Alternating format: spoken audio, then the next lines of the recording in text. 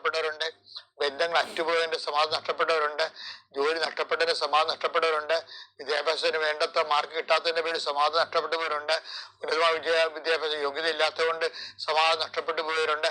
അങ്ങനെയവർക്ക് എല്ലാവർക്കും ജീവിതമാർഗം കാണിച്ചു കൊടുക്കുകയും കർത്താവ് വിദ്യാഭ്യാസ മേഖല കാണിച്ചു കൊടുക്കുകയും അവരുടെ കഴിവിനേക്കാൾ ഒരു ദൈവത്തിന്റെ കൃപ കൊണ്ട് അവരെ സെറ്റ് ചെയ്യാൻ കർത്താവ് ഇടവരുത്തുകയും ചെയ്യട്ടെ. ഇന്ന് നിന്റെ മാർഗത്തിലുണ്ടാകുന്ന എല്ലാവിധ ദോഷങ്ങളും യേശുക്രിസ്തു നാമത്തെ ഞാൻ ബന്ധിക്കുന്നു. എൻ്റെ പ്രിയപ്പെട്ട, നമ്മൾ നേരത്തെ കണ്ടത് ഇന്നലെയൊക്കെ കണ്ടില്ലേ, അതായത് ദൈവവിളി രണ്ടു തരമുണ്ട്.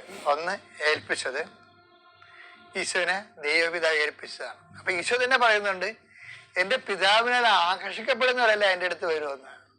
അത് ആകർഷിക്കപ്പെടും. ഇപ്പൊ നമ്മൾ പലരും വരുന്നത് ആദ്യം തന്നെ എങ്ങനെയാണ് ആകർഷിച്ചിട്ടാവുന്നത് നമ്മൾ വരുന്നത്.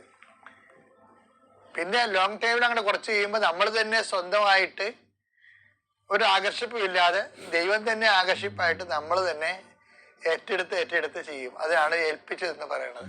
യോഹന്നാന്റെ സുവിശേഷം 6:44, എന്നെ അയച്ച പിതാവ് ആകർഷിച്ചാലല്ലാതെ ഒരുവനും എന്റെ അടുക്കിലേക്ക് വരാൻ സാധിക്കില്ല. എന്നെ അയച്ച പിതാവ് ആകർഷിച്ചാലല്ലാതെ ഒരുവനും എൻ്റെ അടുത്ത് വരാനാവില്ല.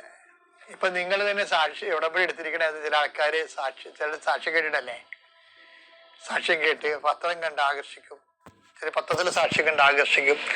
ആദ്യം ഇങ്ങനെ ആകർഷിക്കുക, പിന്നെ അതിൻ്റെ അകത്ത് നമ്മൾ ആത്മാർത്ഥതയും വിശ്വസ്തയും കാണിക്കുമ്പോഴാണ് പിന്നെ നമ്മളെ ഏൽപ്പിക്കണത്.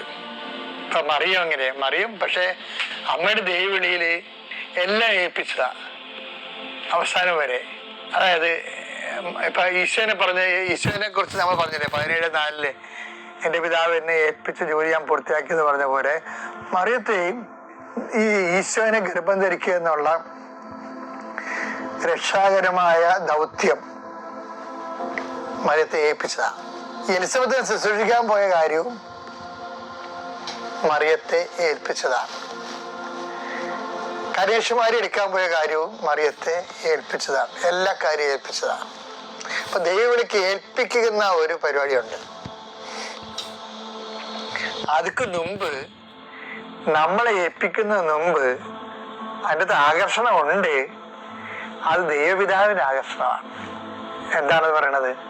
ഈ ആത്മാവിനെ ഞാൻ അസൂയയോടെ അഭിലഷിച്ചു. യാക്കോബ് 4:5, നമ്മിൽ നിക്ഷേപിച്ചിരിക്കുന്ന